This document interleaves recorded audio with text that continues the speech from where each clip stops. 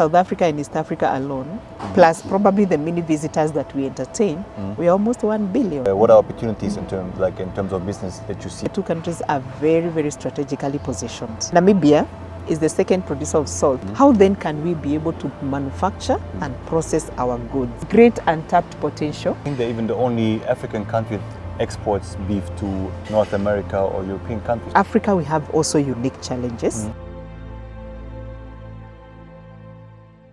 Today I'm here with Rachel, a former banker and the current Vice President of the Chamber of Commerce for Kenya and Namibia.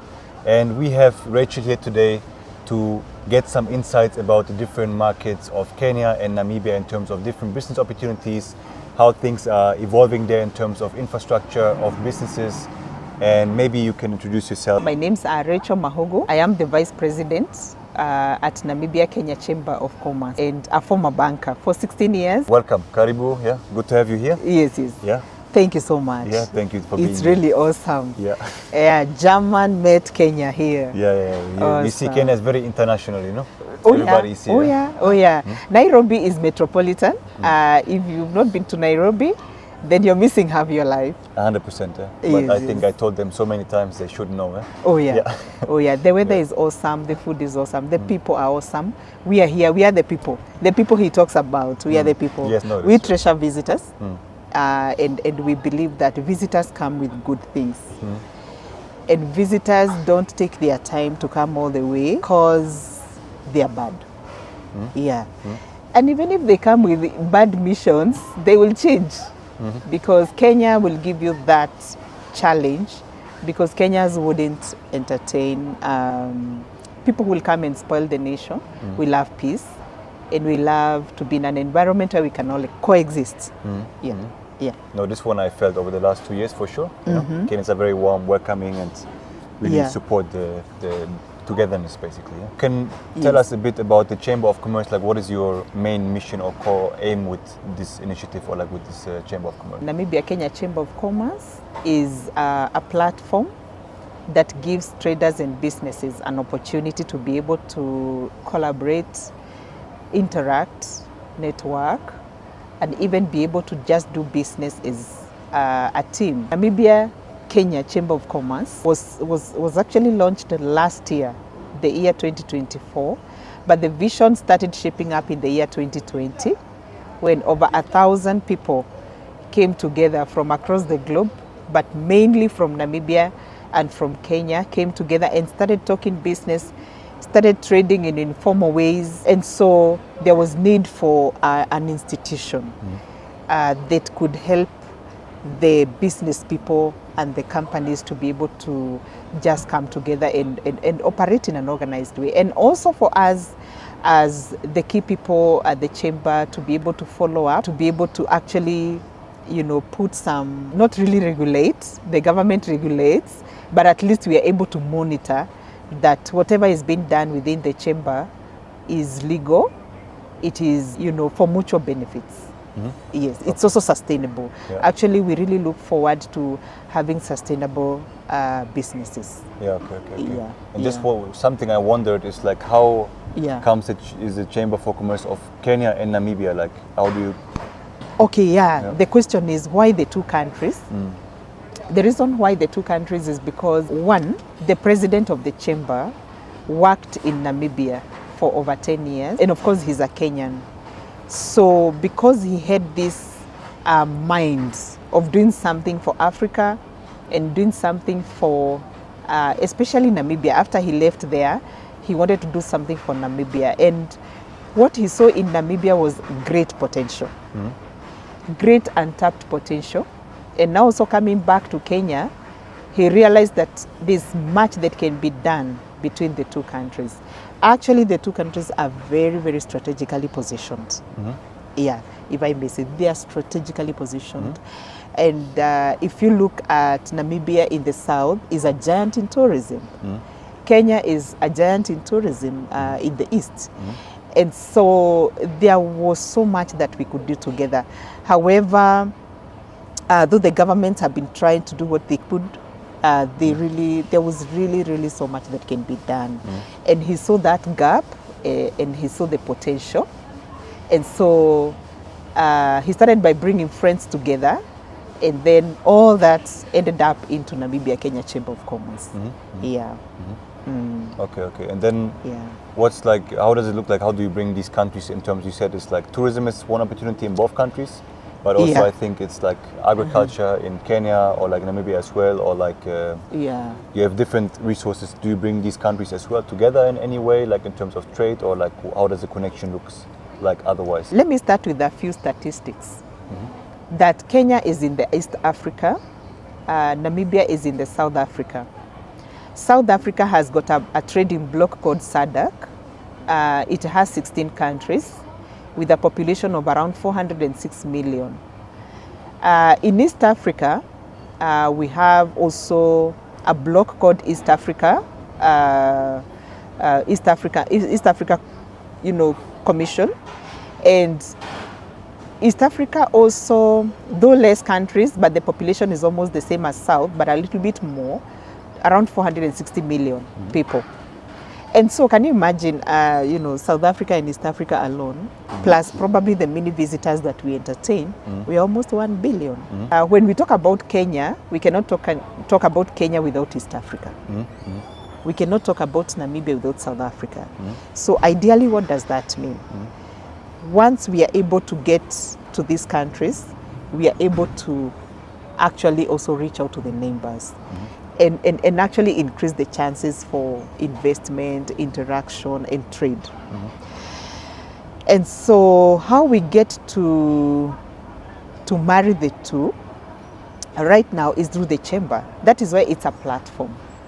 Already we are having many business people and even professionals coming to us, approaching us, asking us what are the opportunities that we can get in Kenya, what are the opportunities we can get in Namibia, and through that we are able to actually connect them with the right connections, and that's how basically we do it. Okay. Just through networking and collaboration. Okay, no, sounds good. Yeah. Sounds good. Yeah, I said Yeah. for me, like it was always a bit far. I know, like intra-African trade is like slowly increasing. Yeah. But it's still like that these two nations. I don't know. Like oftentimes you hear just that the East African community is trading a lot. Yeah. Then Southern Africa, Namibia, they are trading a lot. Yeah. So it was the first time that I saw the connection between the both sides. So it's interesting to get to know this. But then when you spoke about the opportunities that you bring to the people, what are things? What are opportunities in terms of business that you see in Kenya right now? Kenya is good with the human resource, very well trained professionals. Forget about the corruption that you hear about. I mean, it's neither here nor there. People, in case you're out there, and in case you have ever interacted with a Kenyan who defrauded you, that was really bad luck. I can assure you there are many, many professional Kenyans who do things professionally. So one of the greatest resource then is human resource, especially in the area of teaching, nursing, ICT, and many other areas, literally almost all areas that you can think of. And the other one, of course, is ICT, which has actually helped Kenya to become so well connected in terms of internet and networking. Already government services, they're all online. Actually, almost everything. You just do everything to the house. You take yourself a photo, you print the papers and you scan them back. The approval is done when you're still waiting in your house.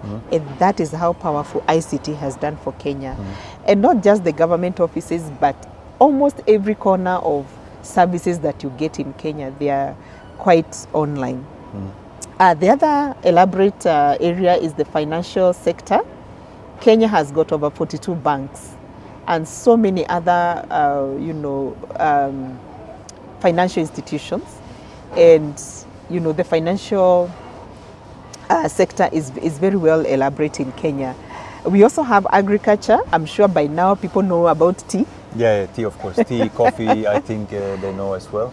Yeah, tea, coffee, flowers, fresh cut flowers. Avocado is coming out very powerfully. And of course, we farm everything and anything you can think of, but maybe now at smaller scale. But whatever you want in Kenya, you literally get it. I think that's a paradise, in other words. Yeah. Only paradise that can grow anything. So Kenya is also good with healthcare, cosmetics, building construction, and logistics. People want to invest into real estate in Kenya. Like, how do you see this? Because I see so much construction happening here all over the country, or like especially Nairobi. But how do you see the real estate market maybe today or in 5 years or 10 years? Like, does it make sense to invest into this market? The construction industry is a subject for discussion. It's a great opportunity currently. The demand for good houses, the demand for especially residential, I can say it's high. Offices, it's we can say not as much, because with the working from home and with the interconnections, people are now working from home. So now the demand is for good homes. The demand is for homes that can give all the amenities that can make somebody comfortable when they are working from home. You can think of a home that has got space for business connections, interviews like we are doing, homes that have got swimming pool and gyms. That kind of home, that is actually, from my point of view, the kind of an opportunity that is there in the construction industry. Because also with better society and more enabled society, they also demand for better hospitals, institutions basically. The other demand for building and construction is for factories. Yes. Manufacturing and processing, we have a long way to go in that area, because Kenya is still bringing in so much. And so with the kind of population we have just talked about, just in East Africa alone, 460 million people, how then can we be able to manufacture and process our goods? So the next building and construction frontier is building factories and processing units. Yes, this is super interesting, especially for factories, because I was reading recently a lot about like manufacturing in different East African countries, or like how this could have a big impact on the population in terms of giving jobs, but also making goods cheaper, getting more access to everything. Like, how do you see this changing, or is the government supporting this in any kind of way? Because I saw sometimes when I was checking on some things here in Kenya specifically, I saw that sometimes the government makes it very difficult for you to start a manufacturing business here right now. Or like, how do you see it? Actually I was about to say one of the biggest challenge that we have, basically in Africa, I can think, the whole of Africa, is political goodwill and political support. The political class, who have got the say and they have got access to all manner of machinery, and they want to bring in things instead of allowing them to be manufactured. For example, Kenya can produce a lot of sugar, but that industry never grows, despite quite a number of sugar factories, especially in Nyanza and Western Kenya. We have factories there that are rotting, actually, literally, because the sugar that is brought in by people who can bring then takes the day, because it's cheaper, it's making quick business. But I think it will take good political goodwill to be able to support local processing, local manufacturing, which can be done in a twinkling of an eye. But I see this changing. I think with Gen Z generation, I don't see them entertaining some of these things that we do, because honestly, we must appreciate we do them wrong. Why should you import instead of empowering your people? It doesn't make sense. And remember, when you empower your people, maybe this is to the government and government officials who will listen to this. Please, whatever you do today, it is for yourself also, because it's your children who will come tomorrow and benefit from the same, what you invest in. But we cannot just rely on importing. When you just import, sometimes you don't even know whatever you're importing, is this to the standard? As Kenyans, I think we are used to doubting everything, and so we are never sure even what is imported, is it even right for our consumption? But if we grew it here in Kenya, we have good soil, we have all that it takes to grow these things. You can be sure you're eating right. Exactly. So okay, I hope. No, of course this helps. I was researching a lot about this also. When I was in Uganda, like last month, I was also checking on the same things in terms of manufacturing, and that is very limited factories there basically for the supply the country has, you know. So it's always interesting for me to see that this is a big opportunity as well for people who want to invest here, right? Actually, we need investors. We need investors. I'll talk about that maybe when we are finishing, because I have a few investment opportunities that need money.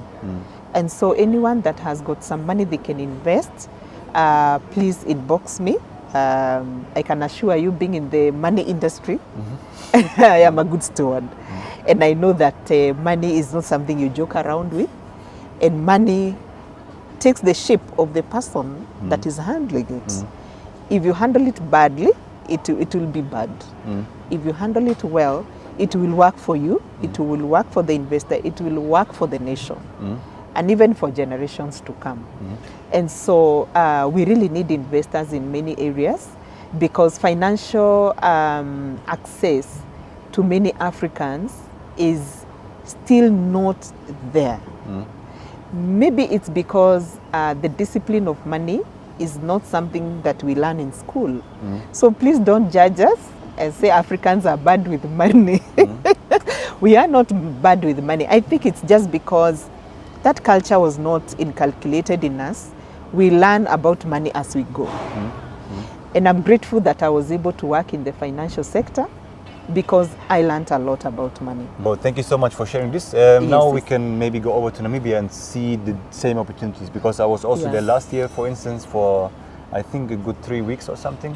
Oh, you're in Namibia for 3 weeks. I was in, and I saw also, like, mainly what I saw is the tourism is quite big. I saw that they built like a couple of hydro plants. I saw in Swakopmund that they were building the new oil offshore station, I think, and some mines. You know, these were the main things I saw personally, but maybe you have some different insights where opportunities are coming up, or Wow, opportunities in Namibia are there.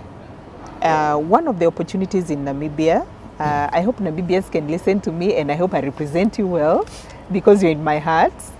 And Namibia is a country of 3 million people, with a landmass that is 1.5 times Kenya. Kenya is hosting 60 million people. Without the visitors and the many people from all walks of life, probably we are like 70 million, I think. Unofficially. Unofficially. We are many. And can you imagine a landmass that is 1.5 times Kenya and has 3 million people?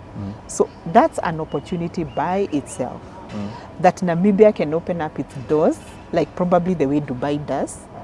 And these people come with a wealth of, investment. Of course, you vet them and offer them the land, and they do a lot with it. And you know what? They bring all that wealth to Namibia.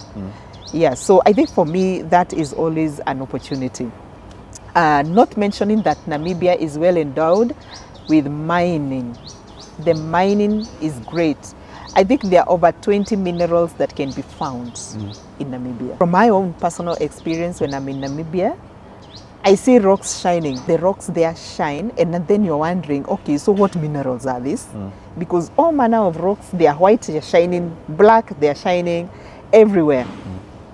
Amazing. So there's a lot of minerals that can be found in Namibia. There's also a chance in affordable housing. You've been in Namibia, and you can probably bear me witness that life in Namibia is expensive. It's quite expensive. Even housing, food, it is expensive. You feel like you're in Europe, and Europe we understand, because Europe experiences snow, and so the houses have to be this quality. Though in Namibia we also have winter and summer, I still feel that life shouldn't be that expensive. Africa is known for affordability. Because also we are probably not very well endowed, so affordability is our other name. So Namibia, I feel like it's way beyond affordability of normal Africans. And so there's a chance, I think, through the chamber, one of the things that you've been advocating is for things like affordable housing. We need to have something like that. Kenya is doing well. Even the government is doing that. The other opportunity is oil and gas. It's under exploration. I know the government is doing a lot in terms of collaborating with people who can explore and get and get, to explore more on oil and gas. So there's also green hydrogen, as you said. Green hydrogen, for people who don't know, hydrogen is a gas that is used in many ways. And so hydrogen is, I think it's produced in labs using some emissions that end up spoiling the environment. But Namibia is able to make green hydrogen. Yeah, so we learn that more with time. Of course, tourism is also another frontier.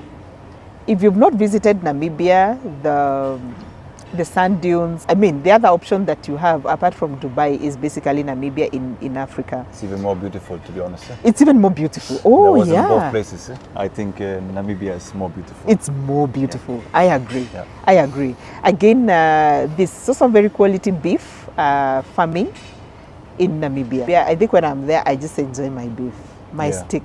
And it's awesome. Yeah, and I think they're even the only African country that exports beef to North America or European countries, right? European countries, yes, exactly. The only African. Exactly. Yeah, the parastatal that produces meat is called Meatco in Namibia. And they export the meat. There's also a lot of fish. Namibia coast is where the cold current, I don't know, for those people who are educated can tell us, but this is where there's a cold current where they meet. And I hear those are the spots where fish is found. So there's large-scale fish farming, fish harvesting in Namibia. It's done in large scale. The fish is consumed in DRC, in Zambia, a bit of Zimbabwe, and a bit of Mozambique, but because of distance, much of it doesn't get to Mozambique as they would want. There's also a lot of salt. Namibia is the second producer of salt in Africa. Yeah, okay. Yeah, salt, like the salt we use for food. And so Namibia has got that much to offer, and much more. And Namibians are smart. Namibians are also now getting really educated and also very ambitious when it comes to business. From the chamber front, they have been requesting us to introduce them to experts who can help them do agriculture, just to test the soils and check what really can grow in this kind of environments. Water is not a problem. There's a lot of water in Namibia because we know things like fresh cut flowers can grow, avocado can grow, apples can grow, whereas because it's the same environment as South Africa. But South Africa brings the apples. Why not grow them in Namibia and distribute them in Angola, Central Africa, and all that? Yeah, because they still, Namibia can become this center of commercial hub. Yeah, it can complement South Africa and become a production hub where now it can export to other places. I think it's quite promising. And even like what do you think, like how the current, because they just changed the government, I think there's now the first female a female president there. And how do you think this will affect the foreign investors or whatever? Because I think some of us, or I saw the headlines with the Americans, that they were also getting a bit stricter with how they control who they let in and not. How do you think the new president will affect the business environment for foreign investors?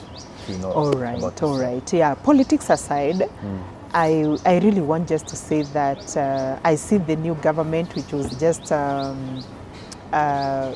came into power in the month of March, just March this year. I see a government that is ready to deliver to its people. It's a government that is bringing a lot of liberty. It's really liberalizing how business is done. I also see a government that is willing to improve the quality of life for its people. Namibia, besides its small population, we still have slums. We have Katutura. Although it may not be like slum like what we know here in Kenya per se, it's still a slum. Yeah, and I think for Namibia, because of the extreme weather patterns, it is not even fair for people to live in iron sheets. I think this is a challenge to Namibian government to really look into that. Surely housing 3 million people, I think should be the easiest job to do. Namibians should just be up there. I think the government that is there in place, it's a government of women. I'm proud to be a woman for once. Namibia government, I think you can make a slot for me. I feel so proud of them because there's so much power in a woman. And when a woman is determined to do the right thing, she will deliver.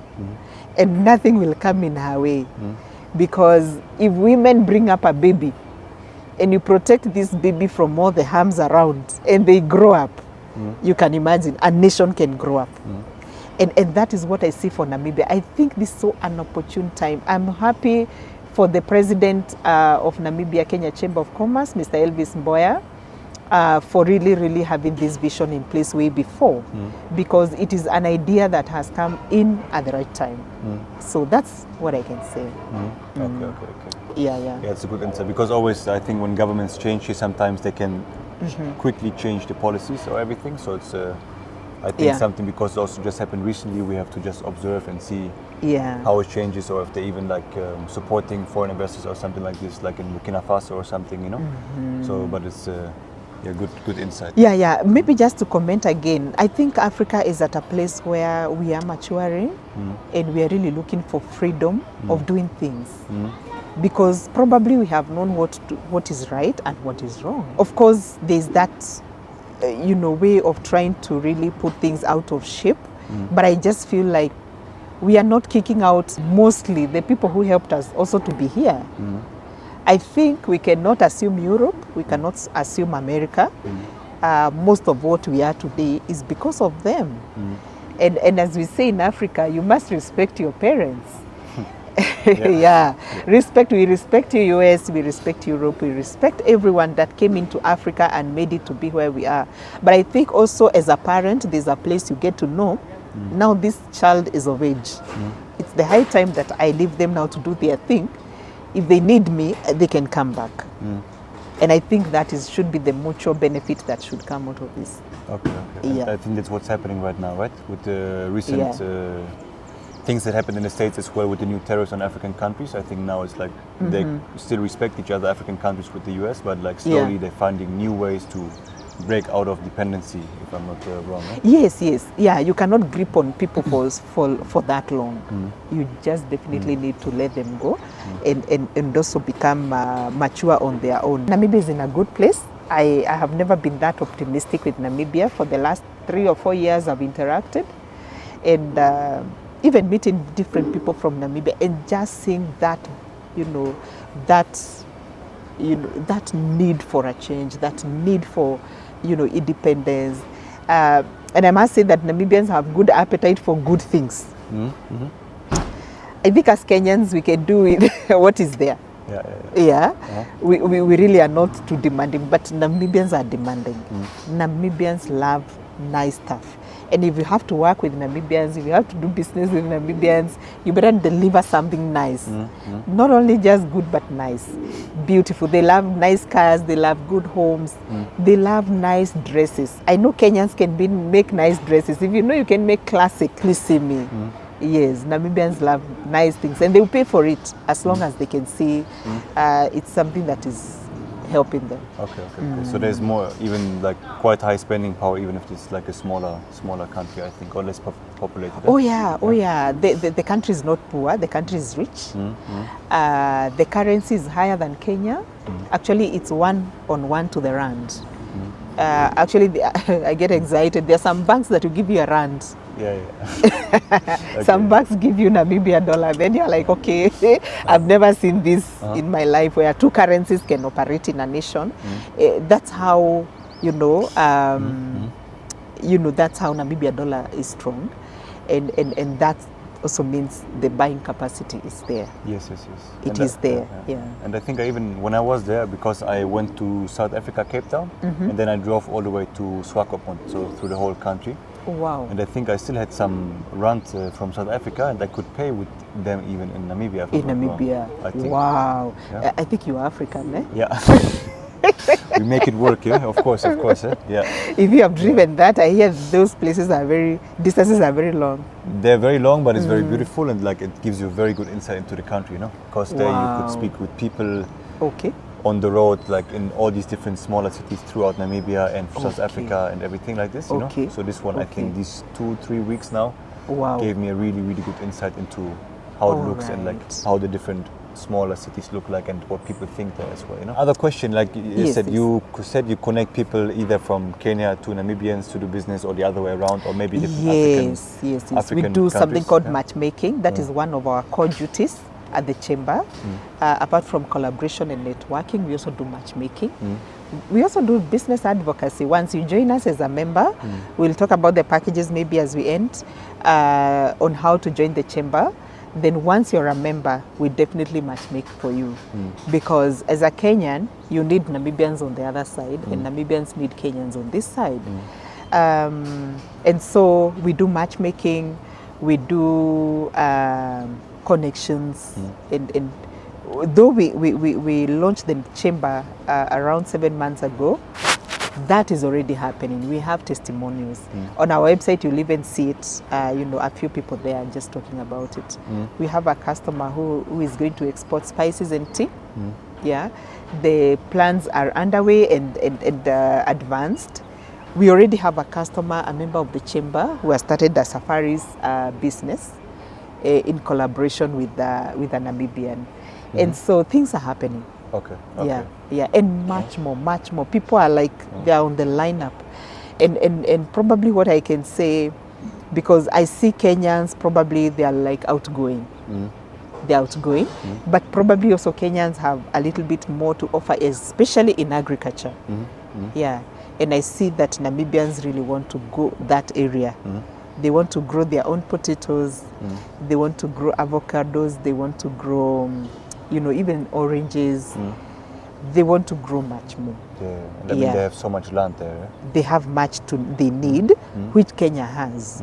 And in that area of agriculture, I see us going in big. Yeah, there's even an inquiry, for a flower farm. So if you're a flower farm that could want to expand to Namibia, you'd want to set up farms there, please see us also. Yeah, those are opportunities that are there. Yeah, because I know also that Kenya, I think, if I'm not wrong, is the biggest flower exporter also, again, of the African continent, right? To European countries. We are the biggest exporter of fresh cut flowers. Yes, okay. Yeah. Actually, I think in the world, if I'm not wrong, or among the best in the world. I met one guy, I think he was a German as well, and he has one of the farms here. And he told me that somehow Kenya is like the Silicon Valley for flowers here on the continent. Something like this, yeah. We have so many flower farms in Kenya. We even have them within Nairobi. Karen, we have like 5 flower farms. Yeah. And those are high-end living areas, but people can still sacrifice like 5 acres and just put a flower farm. Yes. They are grown in greenhouses. And they are beautifully done. I've been to one of the flower farms and it's amazing. Yes. And flower farms are all over Kenya. And actually also another upcoming farming that people are doing is canola oil. Yeah, so canola oil, that is cooking oil.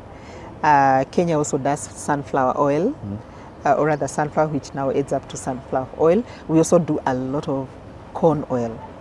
So probably Kenya, at this rate, will also be a hub for cooking oil. Yes. For exports then, yeah? Even for export, yes, For okay. now, probably the population is big enough to consume, but probably at some point we'll still be able to export. Okay, that's super interesting. Like, what could be some of the challenges in each of these countries if you especially connect them to each other, or let's say like for a foreigner coming in and want to invest in each of these countries? What are some things to be aware of when investing? Oh yeah, challenges are always there, but I would say, before I even comment, there's this saying that says, when the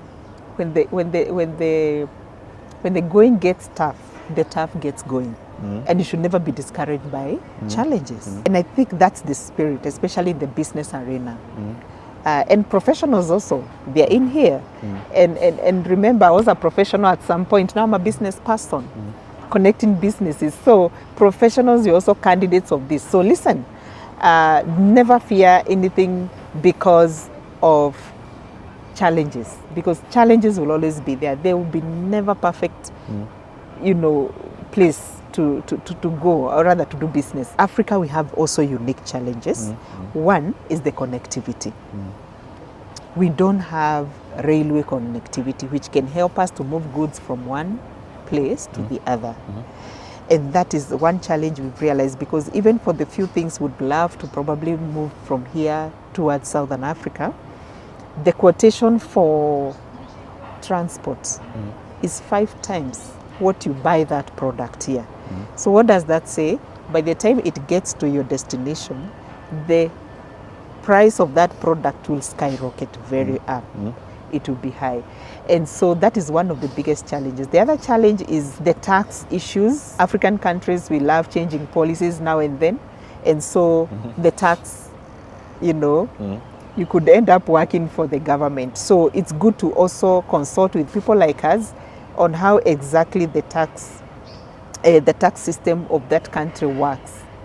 The other thing is about registration of businesses. It will depend with what you're registering. Sometimes it can be a partnership, it can be a company, it can be, you know, private, whatever, you know, whatever you're registering. So each and every registration comes with its own unique requirements. And what I must say, sometimes you may find it has been easy for you to register a company in Kenya, but for me, when I tried to register, it became hard. So there's also a bit of uncertainty of what to get. So you only get to know when you get there. Yeah, okay. There's no straightforward, there's no one process you can go through and it will work. Yes, so when you come to Africa, my dear, please expect inconsistencies. That is something that, I don't know what causes that, but probably as African countries, we request the government to actually just try and standardize things so that we don't have all these fluctuating you know, things around whatever we want to do. Yeah, today you want to cross the border, but there's a policy that came in yesterday that changed. So the last time you passed that border, you went like this. And now the next time you want to pass there, there's a new tariff. Or your goods can't pass. Or, you know, there's just some things that came up. So that is one thing that is a big, unique challenge for Africa. But of course, other challenges should be normal, just like any other business. Okay, okay. But these are some, it's good to be aware of some of them as well, you know? Yeah. For instance, when I came here first to Kenya to start my business and everything, I didn't know that, for instance, the taxes for a foreigner on corporate taxes are higher than for locals, for instance.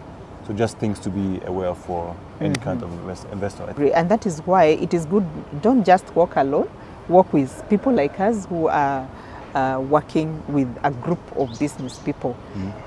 Because already here in Kenya and in Namibia, we have members who actually do business registration as their work.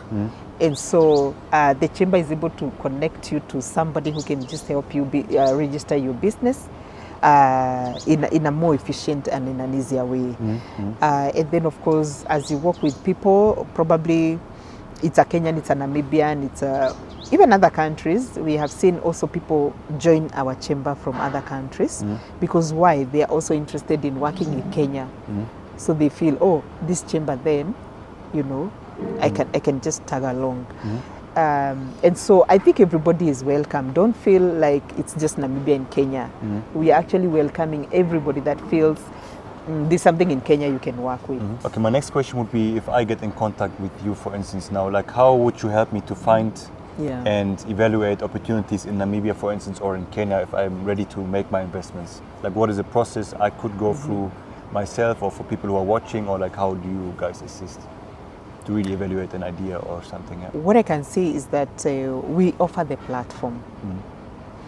We offer the platform for your business. So you come with your business, either it's already established or you want to establish it. And so the idea is yours. We really don't dictate ideas. But if you want us to help you to probably explore places that you can invest in, then we can come in in consultation with our team in Namibia, now that we're in Kenya at the moment. And vice versa for Namibians to Kenya. You come with your business and you say, this is what I want. Part of the application form you'll see, we'll always ask you, what are you expecting?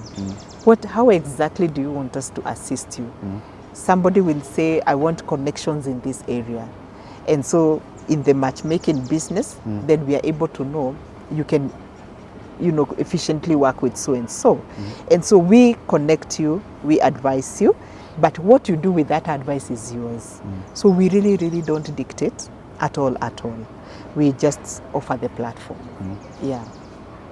Okay, then maybe also one advice for, let's say there are many people from the diaspora, or like people who want to invest from foreign countries. Yeah.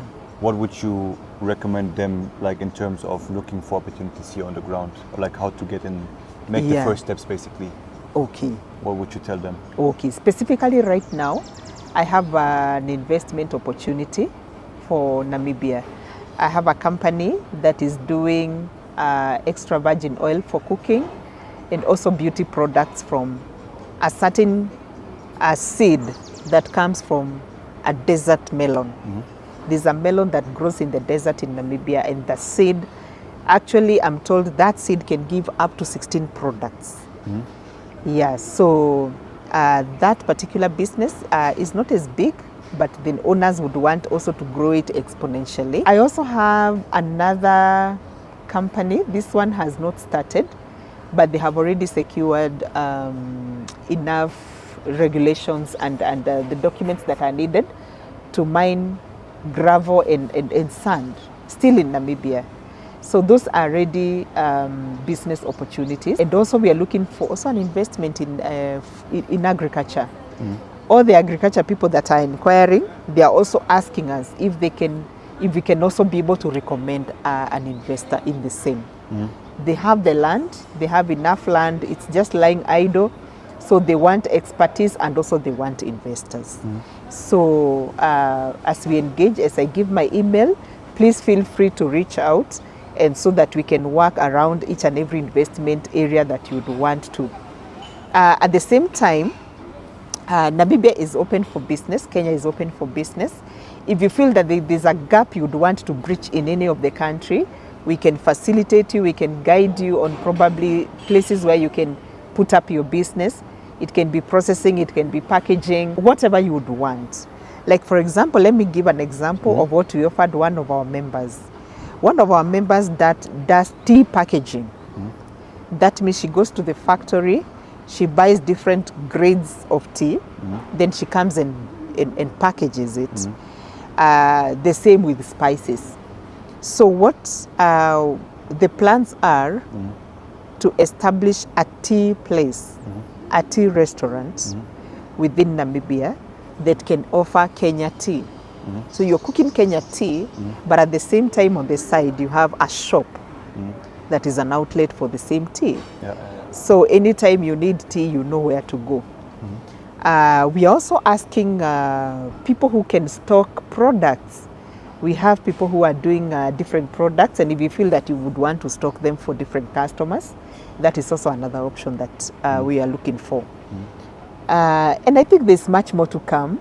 There's a lot we do in the chamber, and we also have monthly meetings, especially here in Nairobi, where we meet to eat nyama choma together as we interact and talk business, and people really get to get good ideas and connections. Like any other chamber of commerce, you join us by paying a package. You can go to Namibia-Kenya Chamber of Commerce, that's the website. You can also follow us on LinkedIn, on website, on Facebook, and also on X. Once you just type Namibia-Kenya Chamber of Commerce, it will just pop up in all different platforms. And from all that, you can get a lot of information about us, including the packages. Just to mention about the packages, they are quite pocket friendly, Marvin. They're quite pocket friendly because we start from $500 up to $3,000. Quite affordable even for,